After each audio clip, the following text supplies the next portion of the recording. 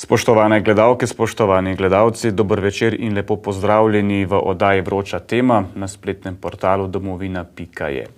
Včeraj so v javnost prišle podrobnosti o poročilu iz izrednega nadzora nad delom policije v času protestov proti ukrepom za zajezitev COVID-19 iz konca leta 2021. Poročilo pa naj bi ugotovilo, tako so pisali včeraj osrednji mediji, hujše kršitve pri delu policije, med drugim nesorazmerno in nestrokovno uporabo prisilnih sredstev. Poročilo oziroma nadzor je izvedlo in naročilo Ministrstvo za notranje zadeve, ki ga je med drugim zdaj včeraj že predalo tožilstvu, ker naj bi prišlo celo do nekaterih kazenskih ovadb. No, v času protestov je bil generalni direktor slovenske policije dr. Anton Olaj, ki je nocoj naš gost. Dr. Olaj, dober večer. Dober večer tudi vam in hvala za vabilo v ta studio. Torej, kot že rečeno, včeraj so te informacije prišle v javnost in nekako so vsi mediji povzeli predvsem ugotovitev iz tega nadzora, da je šlo v tem primeru dela policistov torej za hujše kršitve. Med drugim torej nesorazmerno, neupravičeno in nestrokovno uporabo prisilnih sredstev. Govorimo jasno zlasti o tako imenovanem vodnem topu in solzivcu. Kako ste vi sprejeli informacije iz tega nadzora? S vsebino tega poročila nisem seznanjen, tako da težko komentiram, razen to, kar je bilo zapisano v spletnih medijih. Ta sama pompozna najava me je nekoliko presenetila, ker po datumu 5.10. oziroma 7.10., se pravi po teh protestih v Ljubljani, kjer je bil uporabljen vodni top, sem oblikoval oziroma ustanovil delovno skupino za preveritev uporabe prisilnih sredstev zoper množico. Ta komisija je štela 5 članov, 5 inšpektorjev, ki so usposobljeni za ta področja dela. Ta komisija je zaključila z delom novembra, konkretno 24. novembra lanskega leta. To poročilo smo tudi 25. novembra objavili v celoti na spletni strani policije, kjer je tudi še danes dostopno. Komisija je ocenila, da so bila prisilna sredstva uporabljena strokovno in zakonito. Ugotovili pa so tudi določene pomanjkljivosti ali nedoslednosti, kar se mi zdi logično. Ob takšnem številčnem zagotavljanju varovanja javnega shoda, množičnosti udeleženih več 100 policistov pri tem varovanju, je bilo praktično nemogoče, da kakšen od policistov v trenutku, ko se je moral odločiti, ali bo uporabil neko prisilno sredstvo ali ne, da bi ne bi prišlo do neke tudi morebiti pomote ali pa napake. To je pričakovano in to je ta komisija ugotovila. Tako da mi je zdaj ta najava iz tega poročila ministrstva, priznam, nekoliko presenetila. Posebno, ker sem to na nek način povezal z ostalimi informacijami, dostopnimi sicer v medijih, da naj bi se izvajalo nekakšno čiščenje. In tudi ta gospod, ki je predstavil to poročilo včeraj. Greva kar konkretno, to je vršilec dolžnosti generalnega direktorja na Direktoratu za policijo in druge varnostne naloge, Slavko Koroš, sicer kriminalist z več 10 let izkušnjami. Moj nekdanji kolega iz kriminalistične policije se pač poznava in tako naprej. Iz medija, katerega je predstavilo tegale vodjo nadzora, tega gospoda Koreša, je evidentno oziroma piše, da je bil gospod zelo nezadovoljen s prejšnjo oblastjo. In seveda se tukaj postavlja vprašanje nepristranskosti nekoga, ki je tako nezadovoljen s prejšnjo, bom rekel, oblastjo, ali je lahko neodvisno, nepristrano, objektivno oblikuje neke zaključne sklepe. Tako da sem tukaj na nek način rahlo v dvomih. Iz tega poročila in tudi sicer izhaja tudi nekakšno pričakovanje, posebno še, ker so to poslali tudi na tožilstvo, da bo zoper policiste, ki so tisti dan sprejemali nujne odločitve, uvedena neka preiskava. In jaz sem tudi v javnosti, sicer na družbenem omrežju Twitter zapisal, da upam, bom celo rekel danes pričakujem, da se te moje nekdanje kolege, katere cenim in globoko spoštujem, so stari preizkušeni policisti, strokovnjaki, da bodo deležni fair, poštenega postopka in ne nekega čiščenja, če smo že pri tem. No, zdaj, gospod Olaj, če sem vas prav razumel, vi nekako dvomite o vsebini tega poročila iz nadzora, ki ga je sicer naročila ob nastopu funkcije notranja ministrica Tatjana Bobnar, v bistvu tudi nekdanja generalna direktorica Slovenske policije. Pol leta je trajal ta nadzor, opravil ga je Direktorat za policijo in druge varnostne naloge. Torej, vi dvomite, da je ta direktorat strokovno opravil svoj nadzor?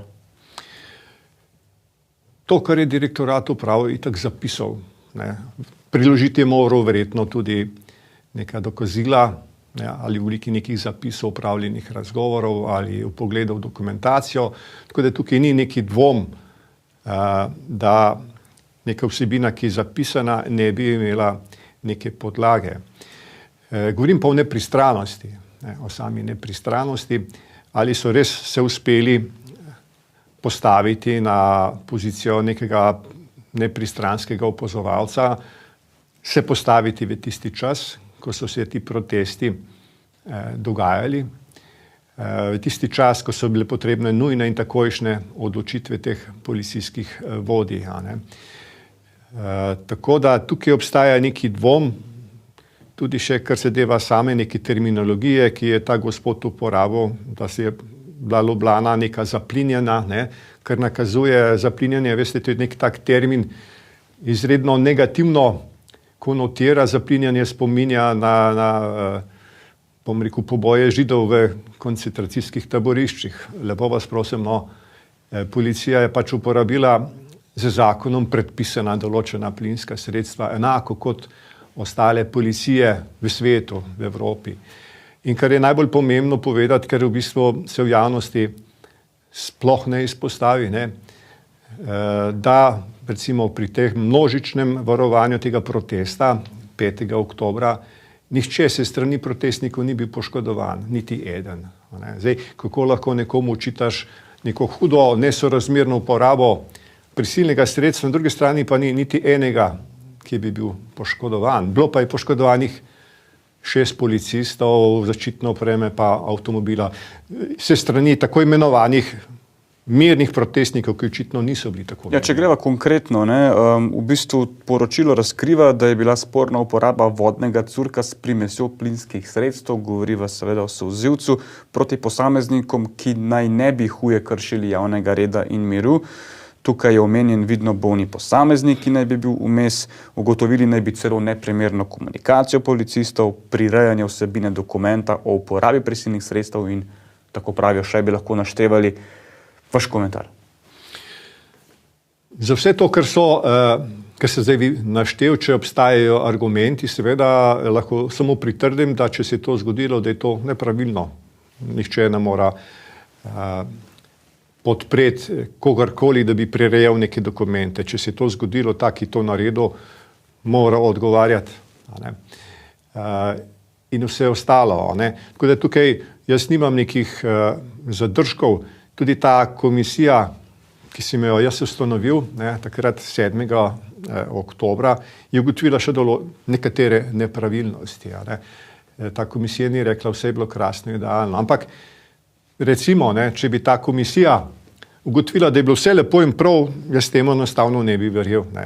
Če je v varovanje vključenih približno 300 policistov in to varovanje traja skoraj cel dan, da res ne bi prišlo do nobene strokovne napake, iskreno dvomim. Recimo, kdor dela, lahko tudi greši. Prav je, da vidimo, kakšna je zdaj ta napaka bila. Če je napaka res tako huda, da je storil naklepno, namenoma, zavržno, potem je prav tudi, da ga obravnava tožilstvo. Ampak se pravi, iz mojega vedenja, iz mojih informacij, ki sem jih pač dobil, iz tega poročila o nadzoru, se pravi, ki je pač upravilo številne razgovore z vpletenimi v to varovanje, pogledalo je vso dokumentacijo pisno, ki je obstajala, poslušala je vse tonske zapise zvez. Tako da jaz mislim, da to poročilo, ki je bilo sestavljeno, je tudi verodostojno. To poročilo je še tudi o varuhu človekovih pravic. Mi nismo ničesar olepšali, tako je, kot je bilo. In v bistvu sem na nek način, bom rekel, dam kapo dol proti dekletom in fantom, ki so uspeli zagotavljati javni red, brez da bi bil kdorkoli v protestniku poškodovan. Ne vem, katera policija v Evropi uspe, bom rekel, obvladati in zagotoviti javni red in mir na ob množični kršitvi, pa da ni nihče poškodovan.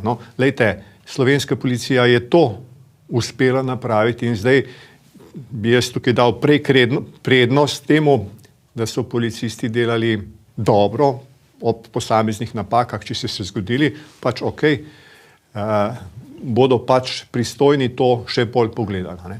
No, prej ste sami omenjali narativ, ki se je prijel v javnosti, s tem je začela v bistvu takratna opozicija, da ste vi skupaj s ministrom za notranje zadeve Alešem Hojsom zaplinili Ljubljano.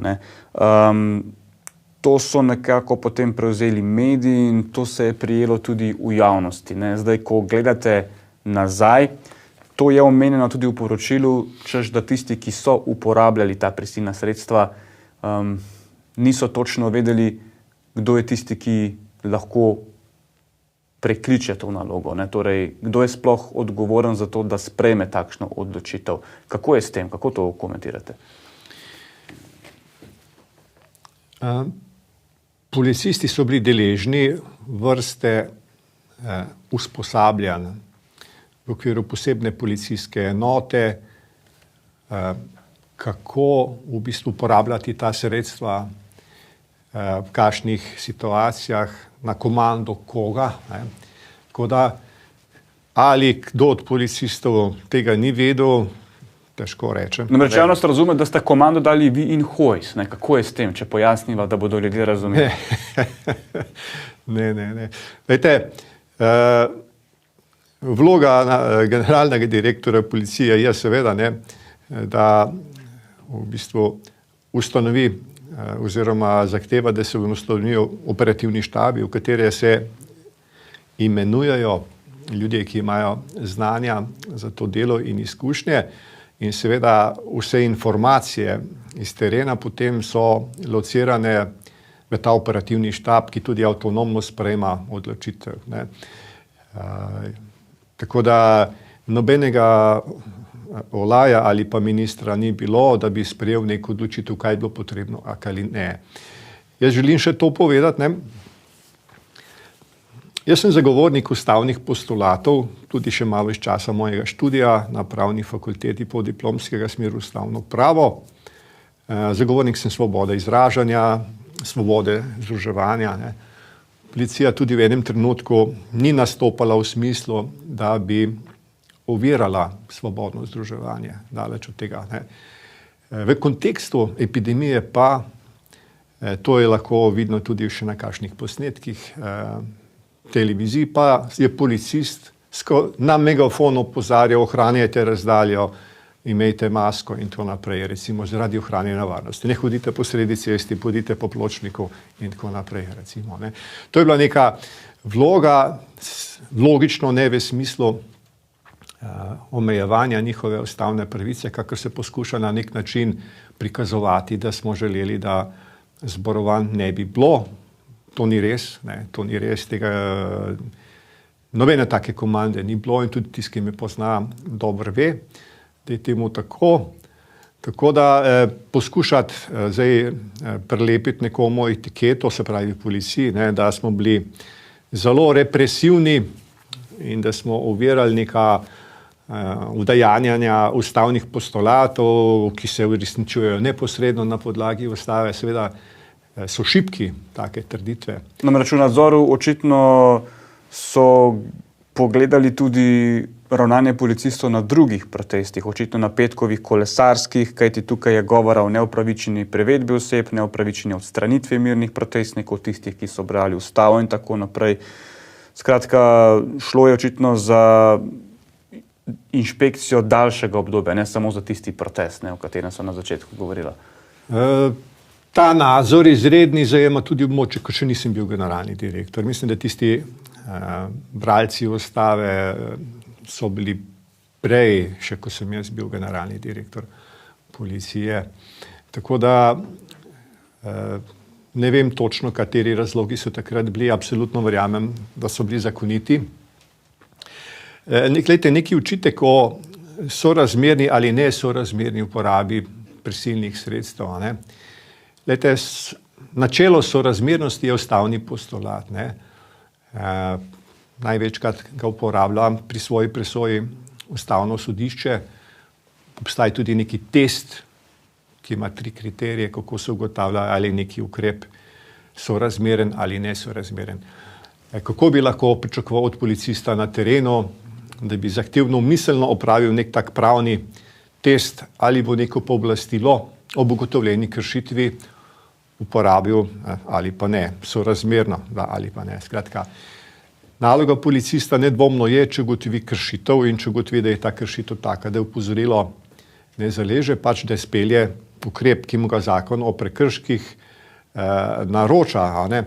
Poglejte, javnost verjetno ne ve, da neka etiketa, ki se je lepila na policijo v tem dobju, da smo zelo represivni, enostavno ne drži. Jaz sem to večkrat s številkami poudaril. Dajte še enkrat. Še enkrat zelo na kratko. Poglejte.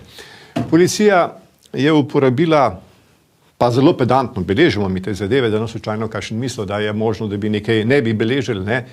Manjkrat uporabila prisilna sredstva kot v preteklosti. Številčno. Manjkrat, recimo. Ne. Izrekali smo bistveno manj glob kot v preteklosti. Izrekli smo ogromno opozoril. Naj vam povem podatek za leto 2020, ko je bilo izrečeno v enem letu 55.000 opozoril. V letu 2021, ko sem bil jaz generalni direktor, pa je bilo teh opozoril izrečenih 189.000. Ugotovljen prekršek, pogovor s kršiteljem, na koncu ugotovitev, ne, da opozorilo zadostuje, nekaj tako brezglavo kaznovanje, ne, opozorilo in tako naprej. Ne. To je bila naša policija. Ampak če te številke držijo, kako potem razumete, da cela Slovenija ve, da so kaznovali človeka, ki je jedel burek, če malce karikiramo? Mislim, da je bil ta tudi, da ga je kaznoval inšpektor celo, ne policist, da si to etiketo nalepilo policistom, ki so tam bili, pa tega sploh storili niso. To je naredil inšpektor, če se prav spomnim. Ni bil kaznovan zato, ker je jedel burek, ampak zato, ker kljub opozorilu, zdaj mislim, ali inšpektor ali policista si pač ni želel uporabiti to masko, če se dobro spomnim, recimo. Skratka, nekaj tako pred pa ga bomo, ampak nekdo si pač ni želel podrediti nekemu, bom rekel, hotenju, pričakovanju, zahtevi uradne osebe. Ne. Ampak se pravim, kakor se spomnim, je bil to inšpektor in ne policista. Ne. Je pa na nek način, temu rečem, propagandno se je poskušal nalepiti marsikaj slabega na to policijo. Ampak poglejte, v času mojega vodenja je bila policija ena od najvarnejših držav v svetu. Avstralski inštitut iz Sydneyja, ki meri večkrat na leto globalni mirovni indeks, nas je vrnil na visoko 5. mesto. To je fantastičen rezultat. Leto 2020 smo bili na 11., 2019 pa na 8. Se pravi, v času mojega vodnega pa na 5. mestu. Policija v tej zvezi je imela pomembno vlogo, ne edino, je pa imela pomembno vlogo. Ne. Tudi recimo raziskava Landscape, se reče, je ugotovila, ki je raziskovala, kje si ljudje počutijo najbolj varne, če bi se po noč prehajali po mestu. Ne. In je Slovenija izpadla kot država, kjer se ljudje počutijo najbolj varno. Lejte, za Boga milega, ne, nekaj smo pa očitno dobro delali. In obvladovanje protestov, to je en majhen segment policijskega dela. Vse ostalo je še ogromno, kar je policija delala ob vseh svojih obremenitvah. In to v obdobju epidemije, zagotavljanja varnosti v okviru predsedovanja Svetu Evropske unije, rednih tedenskih protestih, 1 ali 2, ob majhnem kadru, nismo imeli dovolj kadra. Si lahko predstavljate, izvolite, no? Se upravičujem, ker sem vas prekinil. Zdaj prej ne vem, če je bilo čisto direktno odgovorjeno na to moje vprašanje. Vodni top se v zgodovini Slovenije ni prav veliko krat uporabil, ne? Niti solzivec ne. Pa me zanima, kdo je potem tisti, ki sprejme to odločitev v policiji? Vodja operativnega štaba sprejme to odločitev na podlagi informacij, ki jih ima. Zdaj je pa to tako, ne. Ni mu pa nihče tega naročil iz vodstva policije ali pa z ministrstva? Ne, kje pa.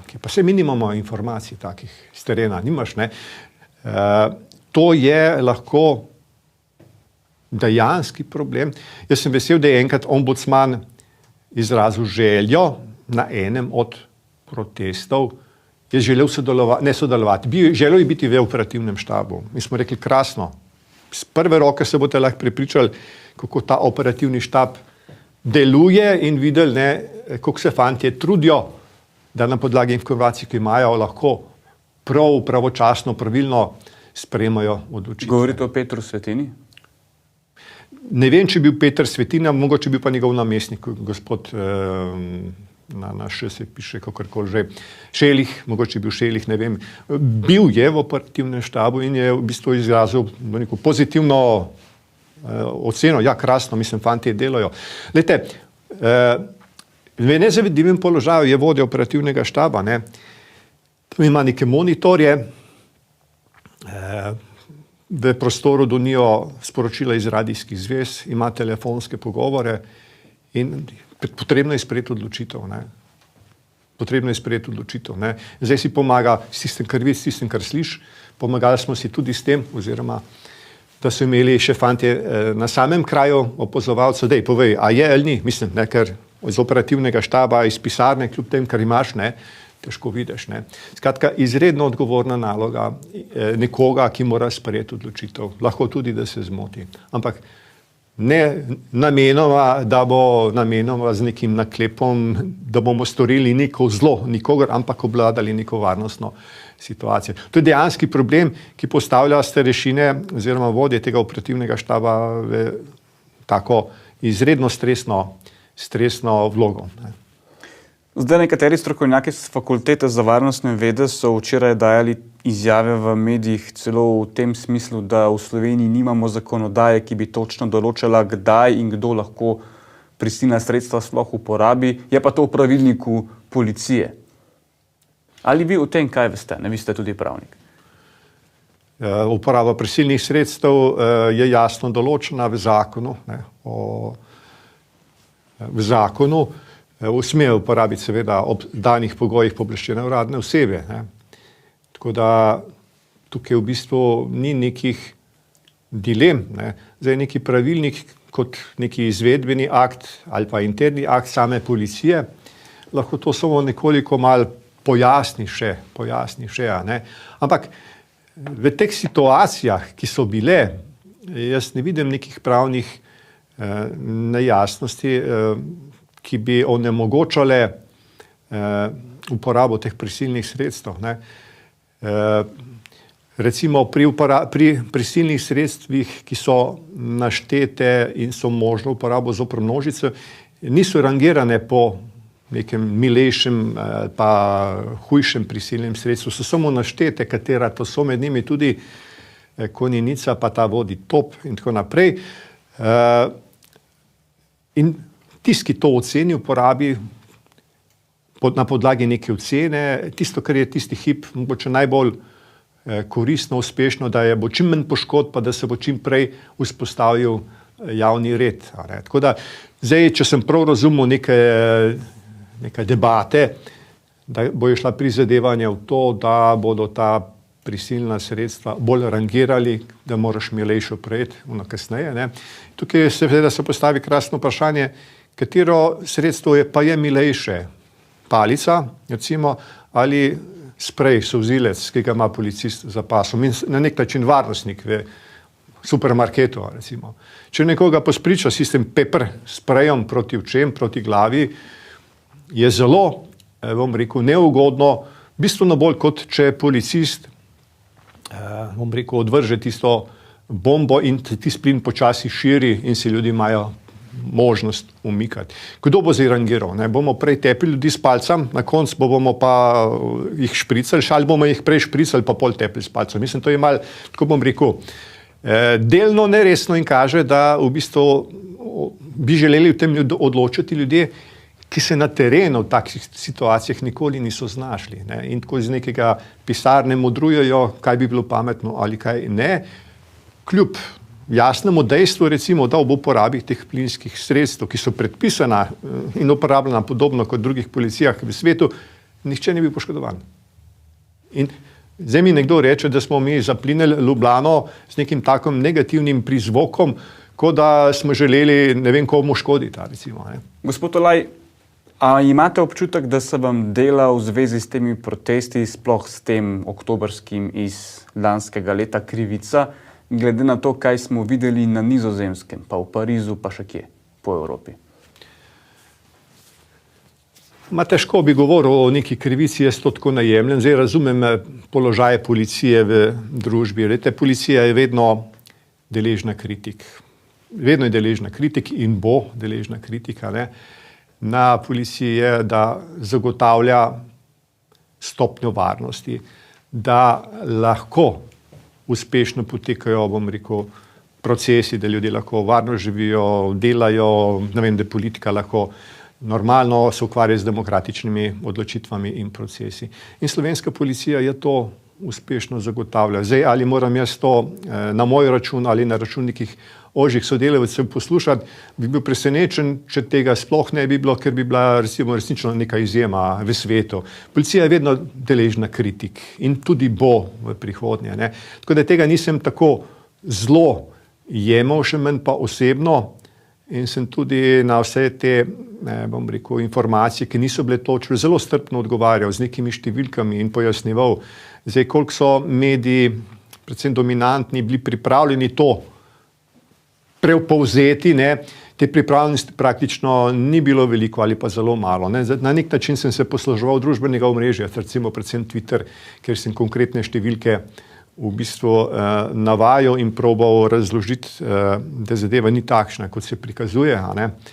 Tako da se pravim, glede pa teh samih protestov, gre za ozek segment policijskega dela, ki je očitno medijsko zelo privlačen, da se ga izpostavlja, ampak 90% dela je pa drugega še, ki ga je policija zelo uspešno opravila. In je tukaj, lahko rečem, samo kapo dol dekletom in fantom v modrem, ki so k temu pripomogli.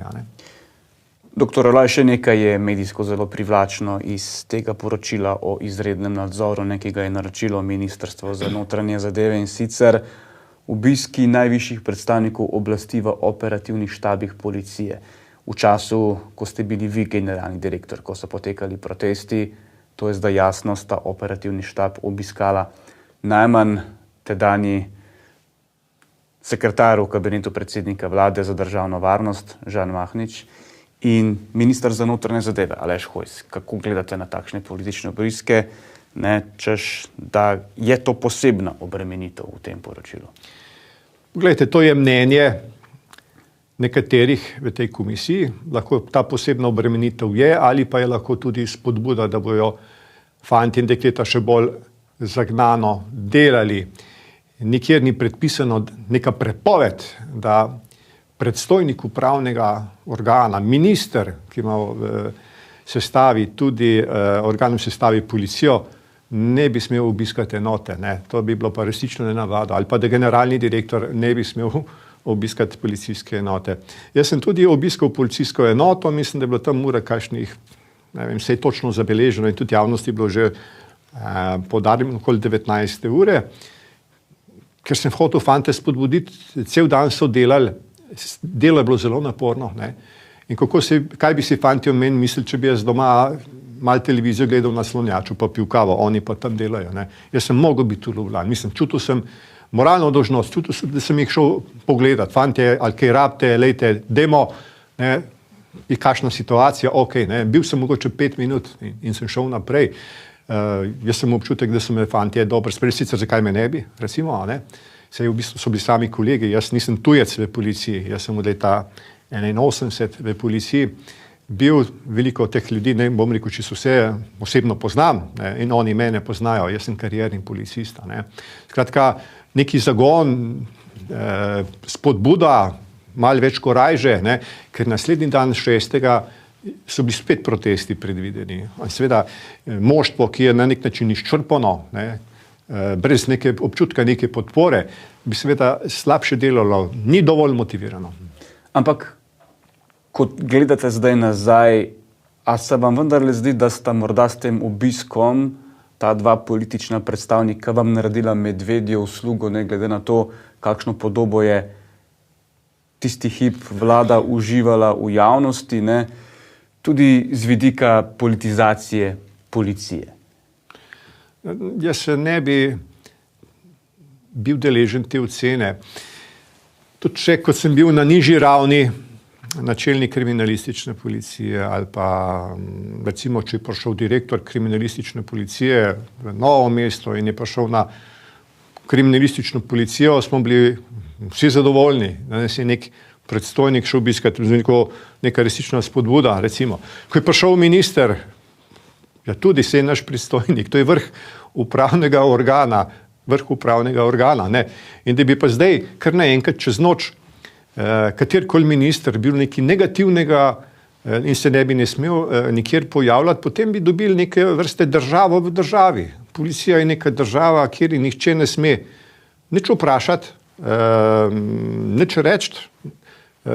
In neko ministrstvo, ki je minister, ki je odgovoren pa dejansko za vse v parlamentu, ne, kaj policija dela in koliko dela, ne, on pa ne bi imel nobene možnosti niti to, da bi nekam prišel vprašati, fanti, a rabite kaj od tehničnih aparatur, predmetov, ne, ker pogledajte, minister takrat, ko v bistvu ministrstva imajo proračun, budžet, ki delimo, zakaj se bo porabili, še kako pomembno, ne, da takrat minister ve, fantje pa rabijo recimo monitorje, računalnike, avtomobile recimo, ne, in to je idealna priložnost, da minister vidi, v kakšnih razmerah fantje delajo. Ne. Torej vi tudi zagovarjate tisti sprehod ministra Aleša Hojsa, takrat še niste bili šef policije, iz 5. novembra 2020, ko so bili tisti razbijaški protesti v Ljubljani, ne? Ko so ga policisti ščitili, pa je to tudi bilo v javnosti tako nekako slabo sprejeto.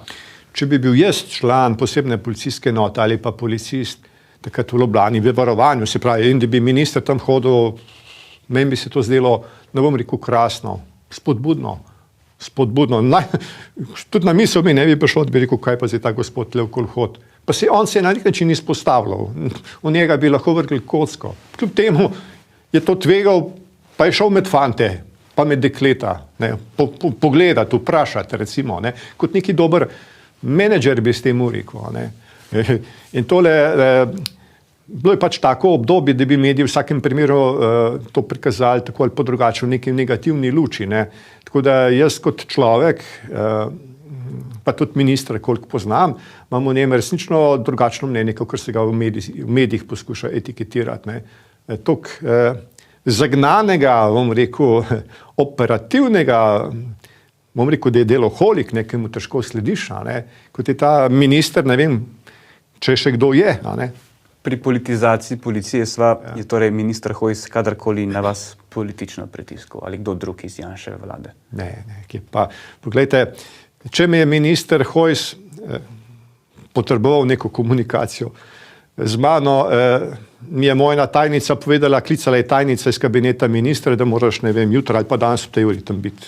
Nisva midva takole komunicirala, bo rekel, olaj pri meni v pisarno, pa bova kavo spila, pa kaj tasga. Ker je tudi prav, obstaja hierarhija, v bistvu, ker daje tudi vedeti, da je dobil neki izkušnje še v času, ki je bil obrambni minister, ki je ta hierarhija mogoče še malo bolj poudarjena in pogovori so bili izključno strokovne narave. Ne.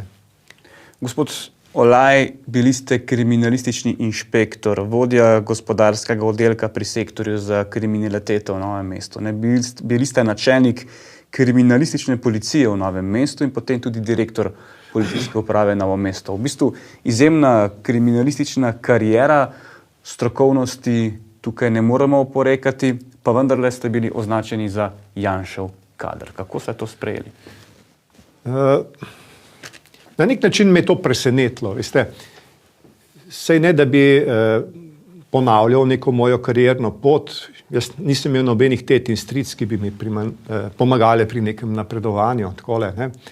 Za vsakim mojim napredovanjem je sledil neki uspeh in na nek način neka pozornost, ki si imel s tem vzpodbudil, da so se v bistvu spomnili name. Jaz nisem politično aktiven bil, nisem član nobene politične stranke. Ne, in tudi mediji so to gotovo preverili, ne, in so lahko videli točno to, kar sem zdaj povedal. Bil sem karierni policist, od 81. naprej delo policista sem s ponosom opravljal in na moje dosežke in dosežke tudi policije v času mojega vodenja.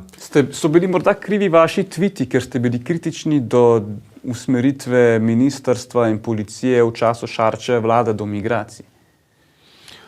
Mogoče, da je prišlo tam do kakšne zamere, ker sem brez dlake na jeziku, pa vendarle moja komunikacija je vljudna, ni vulgarna, lejte, za nekimi trditvami sem imel neke argumente in stališče, ne glede katerih je izrekel. Ne. Če je bilo nekaj dobrega, sem rekel, ok, slabo pa ne. Spravi, to so neka moja vrednostna stališča. Jaz imam do migracij, priznam, drugačen pogled, kot jih imajo nekateri drugi. Živimo v pluralni družbi, različnost nas bi mogla kvečem bogateti. Ne. Tako da ne vem, zakaj bi različnost zatirali. Ne. Mislim, da bi bilo to narobe. Tudi v policiji, dokler nekdo dela po črki zakona, ne glede kaj osebnostno meni, ne, kar se mene tiče, je krasno in dobro. Ne, in se z vsakim lahko pogovarjam praktično o vsem. Najrajši pa seveda o strokovnih temah in o spominih na moje mlade čase v policiji, kakšne, bom rekel, uspehe vse smo imeli in s kom smo se družili. Ne. Kako vi gledate na poteze te vlade? Eden izmed prvih ciljev je bil začetek odstranitve ograje na južni meji. Ne? Vi prihajate iz južnega dela Slovenije, pa ste imeli tam tudi več izkušenj z migracijami, da tako rečeva. Tiste ograje oziroma začasne tehnične ovire so bile postavljene na podlagi izdelanih študij. Ne? Te študije oziroma analize so dale možnost za odločitev, da bi s postavitvijo teh ovir omejili oziroma omilili vdore teh tujcev na območju Republike Slovenije. Skratka, tam so bile postavljene z določenim namenom. Navzven je jasno sporočilo, v Slovenijo se vstopa čez mejni prehod. Če boš čez to ograjo plezal, pomeni, da so tvoji nameni verjetno vse kaj drugega kot dobri, recimo. Ne? In smo strogi do tega. Ne? Se pravi, bolj kot sama fizična ovira, tiste ograje je pomenilo psihično sporočilo. Ne?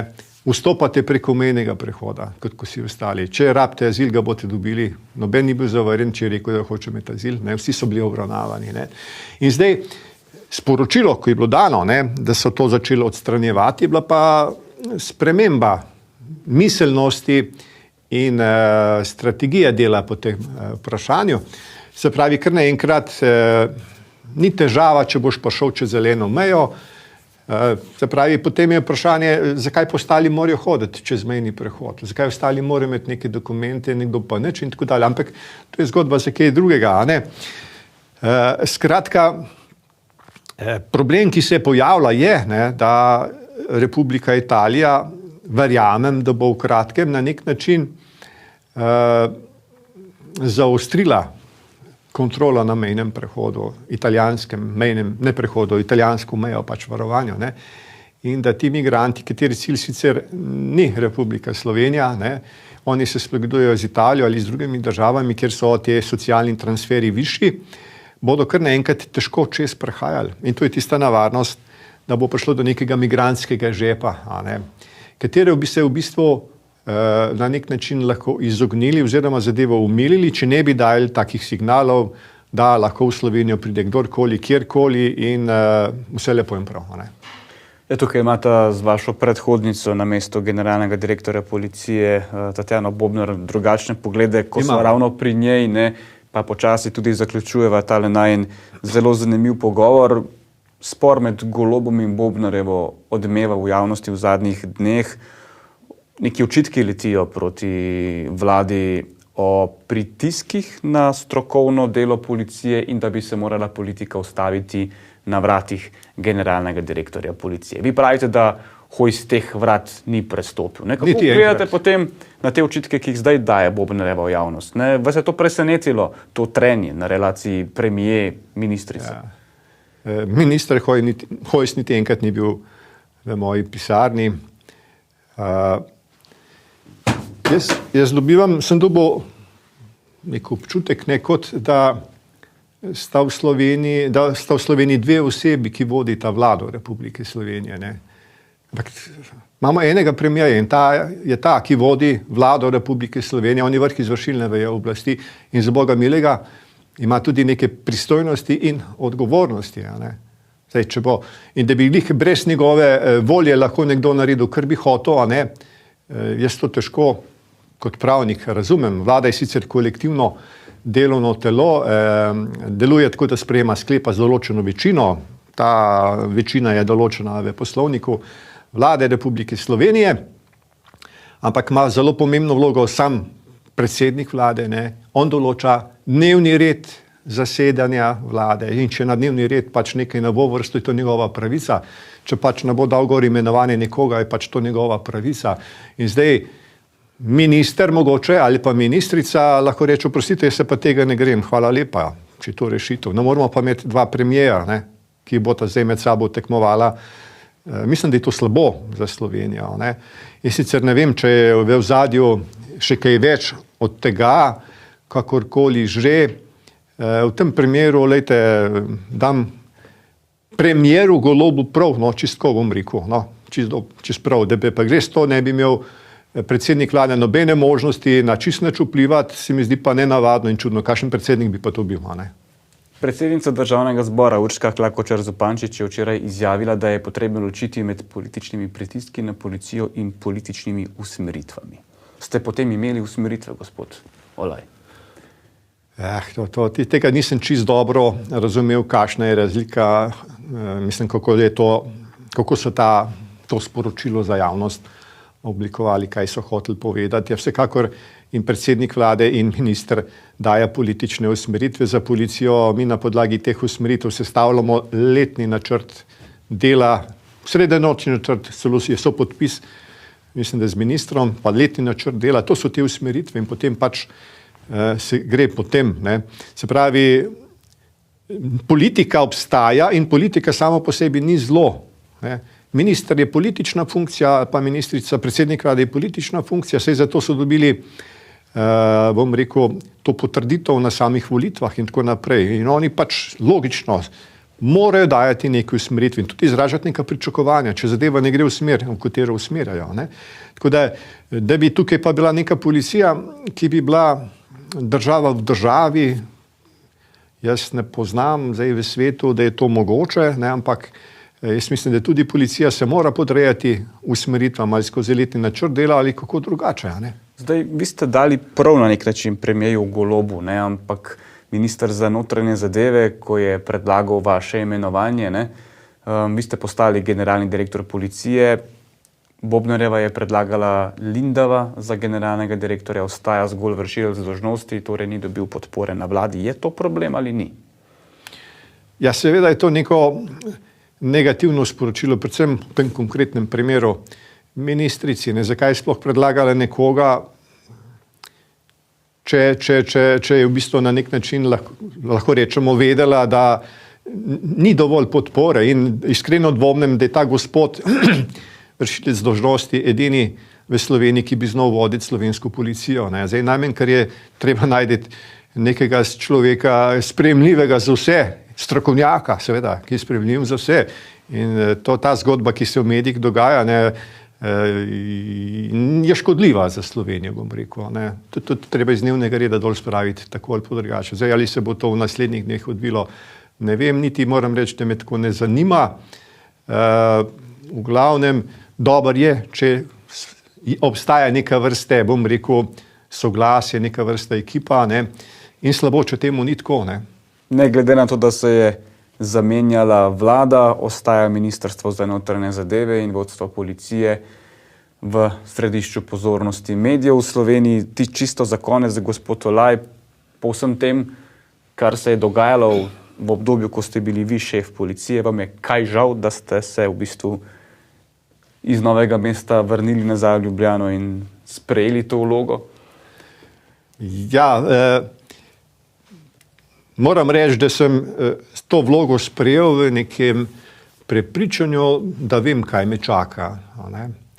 Ampak sem bil neprijetno, bil sem presenečen, ker to, kar se je dogajalo, je bilo bistveno več. Kljub temu, da sem bil kot direktor policijske uprave nekje blizu in da sem videl in razumel, kako se vodi generalna policijska uprava.